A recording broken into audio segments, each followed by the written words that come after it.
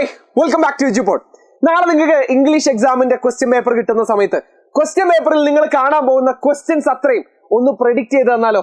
നാളെ നിങ്ങൾ എന്താണ് കാണാൻ പോകുന്നത് ക്വസ്റ്റ്യൻ പേപ്പർ എന്നുള്ളത് ഓരോന്നായിട്ട് ഞാൻ പറഞ്ഞു തന്നാലോ? കഴിഞ്ഞ വർഷങ്ങളിലൊക്കെ ഏറ്റവും കൂടുതൽ ആളുകൾ ചോദിച്ചിരുന്നു, ഏറ്റവും കൂടുതൽ ആളുകൾ കണ്ടിരുന്നതുമായിട്ടുള്ള ഒരു വീഡിയോ ആയിരുന്നു നമ്മുടെ ഇംഗ്ലീഷ് എക്സാമിന്റെ പ്രിഡിക്ഷൻ വീഡിയോ എന്ന് പറയുന്നത്. ഇപ്രാവശ്യവും നമ്മൾ ചരിത്രം ആവർത്തിക്കുകയാണ്. ഇപ്രാവശ്യവും നിങ്ങൾക്ക് എന്താണ് നിങ്ങൾ നാളത്തെ ക്വസ്റ്റ്യൻ പേപ്പറിൽ കാണാൻ പോകുന്നുള്ളത് കൃത്യമായിട്ട് ഞാൻ പ്രെഡിക്റ്റ് ചെയ്ത് തരാം. നമ്മുടെ ക്രിസ്മസ് എക്സാമിന് ഇംഗ്ലീഷിൽ നിങ്ങൾ എന്തൊക്കെയായിരിക്കും ചോദ്യങ്ങൾ ഫേസ് ചെയ്യാൻ വേണ്ടി പോകുന്നത്.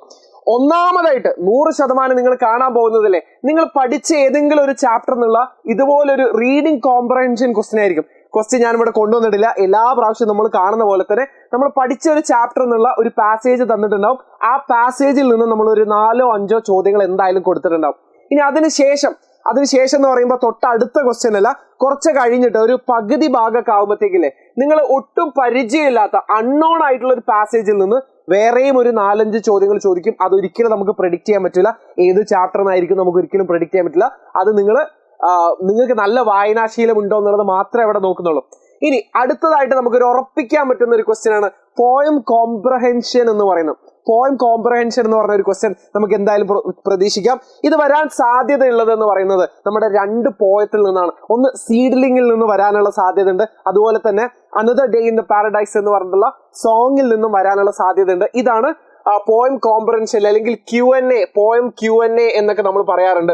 സോ ഈ 3 ടൈപ്പ് ക്വസ്റ്റ്യനും പിന്നെ ഒരു ഡേറ്റ അനാലിസിസിന്റെ, അതായത് ചിലപ്പോൾ ഒരു ടേബിളോ ചിലപ്പോൾ ഒരു ഡയഗ്രോ തന്നിട്ട് അതിൽ നിന്നുള്ള ക്വസ്റ്റ്യനോ 100% നമുക്ക് ഉറപ്പിക്കാൻ പറ്റും.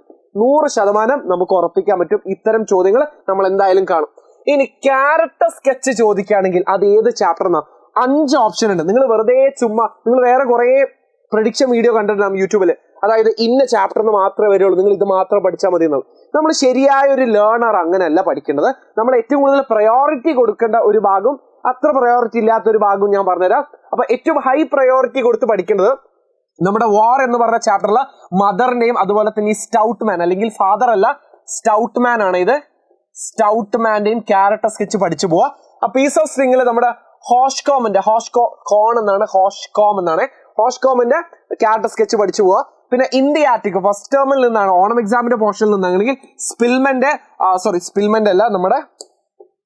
അല്ല ചോദിക്കാൻ ഏറ്റവും ചാൻസ് ഉള്ളത് ജർമ്മൻ ഓഫീസറുടെ ആയിരിക്കും. പിന്നെ ചാൻസ് കുറവാണ്, എന്നാലും പെലായുടെ ക്യാരക്ടർ സ്കെച്ച് ചിലപ്പോൾ ചോദിച്ചേക്കാം. പക്ഷെ ഏറ്റവും പ്രയോറിറ്റി കൊടുക്കുന്നത് ഈ 3 നിങ്ങൾ ഏറ്റവും പ്രയോറിറ്റി കൊടുത്ത് പഠിക്കേണ്ട ക്യാരക്ടർ സ്കെച്ച് എന്ന് പറയുന്നത്. ഇനി ഡയറി എൻട്രി ആണ് നിങ്ങളോട് ചോദിക്കുന്നുണ്ടെങ്കിൽ ഡയറി ഏറ്റവും കൂടുതൽ ചാൻസ് ഉള്ളതും വാറിൽ നിന്നാണ് നമ്മളോട് ചോദിക്കാൻ ചാൻസ് ഉള്ളത്. മദറിന്റെ ഡയറി എൻട്രി ചോദിക്കാം. പീസ് ഓഫ് സ്ട്രിംഗ് നമ്മുടെ ഹോഷ്കോമിന്റെ ഡയറി എൻട്രി ചോദിക്കാം. ത്രിൽസിലുള്ള നമ്മുടെ സലീം അലിയുടെ, ഡോക്ടർ സലീം അലിയുടെ അദ്ദേഹത്തിന്റെ ഒരു ബേർഡ് വാച്ചിങ് ഡയറി നമ്മളോട് ചിലപ്പോൾ ചോദിക്കാൻ ചാൻസ് ഉണ്ട്. ചാൻസ് കുറവാണ്, എന്നാലും ഇന്ത്യ ആർട്ടിക് ചാൻസ് കുറവാണ്. ഈ 3 നമ്മൾ എന്തായാലും പഠിച്ചു പോകേണ്ടത്. ഓക്കെ, ഇനി ലെറ്ററിൽ നമുക്ക് ഒരു തീർപ്പ് പറയാൻ പറ്റില്ല, കാരണം ലെറ്റർ ഒരുവിധം എല്ലാത്തിലും പോസിബിൾ ആണ്.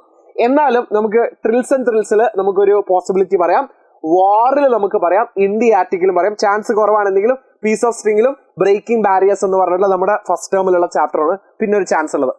ഇനി ഇമെയിൽ ചോദിക്കുകയാണെങ്കിൽ 3 ഞാൻ നിങ്ങളോട് ഒരു ഉറപ്പ് പറയുന്നു. ഒരു ഏറ്റവും കൂടുതൽ ചാൻസ് ഹൈ പ്രയോറിറ്റി കൊടുക്കണം എന്ന് പറയുന്നു.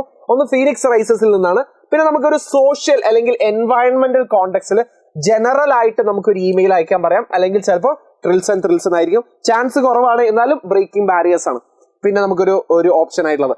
സ്പീച്ച് ചോദിക്കുകയാണെങ്കിൽ ഏറ്റവും ഹൈ ചാൻസ് നിങ്ങൾ കൊടുക്കേണ്ടത് നമ്മുടെ വാറിനെ കുറിച്ചിട്ടാണ്. അതായത് ഈ ഒരു വാറിന് നിങ്ങൾ കൊടുക്കേണ്ട യഥാർത്ഥ വില എന്താണ്, എത്രത്തോളം ആളുകൾ അതിൽ ബുദ്ധിമുട്ടുണ്ട്, അതിന് ബേസ് ചെയ്തുകൊണ്ട് നമുക്കൊരു സ്പീച്ച് പ്രതീക്ഷിക്കാം.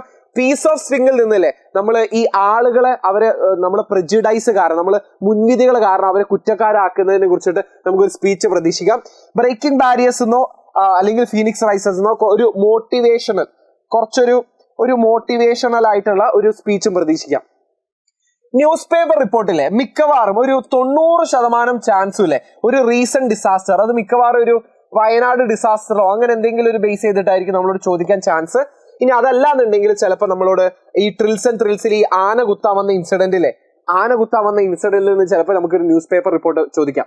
റിവ്യൂ ചോദിക്കുകയാണെങ്കിലല്ലേ, ഇത് ഞാൻ 100% പറയുന്നു, റിവ്യൂ ചോദിക്കുകയാണെങ്കിൽ ഈ 2 ചാപ്റ്റർ വരുള്ളൂ. ഒന്നെങ്കിൽ പീസ് ഓഫ് സ്ട്രിങ്ങോ അല്ലെങ്കിൽ വേറെ. 100% നമുക്ക് ഉറപ്പിക്കാം, വാറോ അല്ലെങ്കിൽ പീസ് ഓഫ് സ്ട്രിങ്ങിൽ നിന്നായിരിക്കും നമുക്ക് ഉറപ്പിക്കാം. പിന്നെ അപ്രിസിയേഷൻ ആണെങ്കിലും ഞാൻ 100% പറയുന്നു, നമ്മുടെ സീഡ്ലിംഗ് എന്ന് വരാനാണ് 90% ചാൻസ്. പിന്നെ ഒരു സേഫ്റ്റിക്ക് വേണ്ടിയിട്ട് ഒരു 10% അല്ലേ നിങ്ങൾ another day in paradise just ഒന്ന് പഠിച്ചു പോയേക്കും. പക്ഷെ 90% ഇതിനാണ് ചാൻസ് കൂടുതൽ. കാരണം ഇതാണ് പോയമായിട്ടുള്ളത്, ഇതൊരു സോങ് ആണ്, ഇതിലാണ് കുറെ പോയിറ്റീവ് ഡിവൈസുകളും ഒരു അപ്രിസിയേഷൻ എഴുതാൻ തക്കവണ്ണം കാര്യങ്ങളൊക്കെ ഇതിലാണുള്ളത്. പിന്നെ നറേറ്റീവ് ചോദിക്കുകയാണെങ്കിൽ ഏറ്റവും കൂടുതൽ ചാൻസ് പീസ് ഓഫ് സ്ട്രിങ്ങിനാണ്. പിന്നെ വാറ്, പിന്നെ ട്രിൽസ് നമ്മുടെ ആ ഒരു ആന കുത്താവുന്ന സീനൊക്കെ. പിന്നെ ഇന്ത്യ ആറ്റിക്കുന്ന ചാൻസ് കുറവാണ്, എന്നാലും ചോദിക്കാൻ ചാൻസ് ഉണ്ട്. പിന്നെ നമുക്ക് ഉറപ്പിക്കാൻ പറ്റുന്ന 100% ചോദിക്കുന്ന ക്വസ്റ്റ്യൻ, പക്ഷെ ഏതിൽ നിന്ന് നമുക്ക് പറയാൻ പറ്റില്ല, ഇതെന്തായാലും ചോദിക്കും. ബയോഗ്രഫിക്കൽ സ്കെച്ച് 100% ചോദിക്കും. നോട്ടീസ് അല്ലെങ്കിൽ അനൗൺസ്മെന്റ്, ഇവന്റ് ഇൻവിറ്റേഷൻ ചോദിക്കും, അഡ്വർടൈസ്മെന്റ് ജിംഗിൾ. ഈ 4 ചോദ്യം എന്തായാലും നിങ്ങൾ ക്വസ്റ്റ്യൻ പേപ്പറിൽ കാണും, അത് ഷുവർ ആയിരിക്കും. പിന്നെ ഗ്രാമറിൽ എഡിറ്റിംഗിൽ നിന്ന് നിങ്ങൾക്ക് ഒരു 2 മുതൽ 4 മാർക്കിന് പ്രതീക്ഷിക്കാം. Reporter speech 2 മാർക്കിനായിരിക്കും. ഫ്രേസൽ വെർബ് ചിലപ്പോൾ 3 മുതൽ 4 മാർക്കിന് വരെ ചോദിക്കും. പ്രപ്പോസിഷന് തന്നെ 3 മുതൽ 4 മാർക്കിന്. കോൺവെർസേഷൻ കംപ്ലീഷൻ 4 മുതൽ 5 മാർക്കിന് വരെ ചോദിക്കും. വേർഡ് പെയറിന്റെ 2 മാർക്കിന് ചോദിക്കും. മൊത്തം എത്രയാ, ഒരു ഏകദേശം നിങ്ങൾക്ക് ഒരു അത്യാവശ്യം നല്ല മാർക്കിന് ഗ്രാമറിൽ നിന്നുള്ള ക്വസ്റ്റ്യൻ വരും. ഒരു 20 മാർക്കിന്റെ അടുത്തേക്ക് നിങ്ങൾക്ക് ഗ്രാമറിന്റെയും ക്വസ്റ്റ്യൻസ് വരും. ഇതായിരിക്കും നിങ്ങൾ നാളത്തെ ഇംഗ്ലീഷ് എക്സാമിന്റെ ക്വസ്റ്റ്യൻ പേപ്പർ കൈ കിട്ടുമ്പോൾ അതിൽ കാണുന്ന ഒരു 90% ക്വസ്റ്റ്യൻ ആണ് ഞാനിപ്പോൾ പറഞ്ഞെന്നുള്ളത്.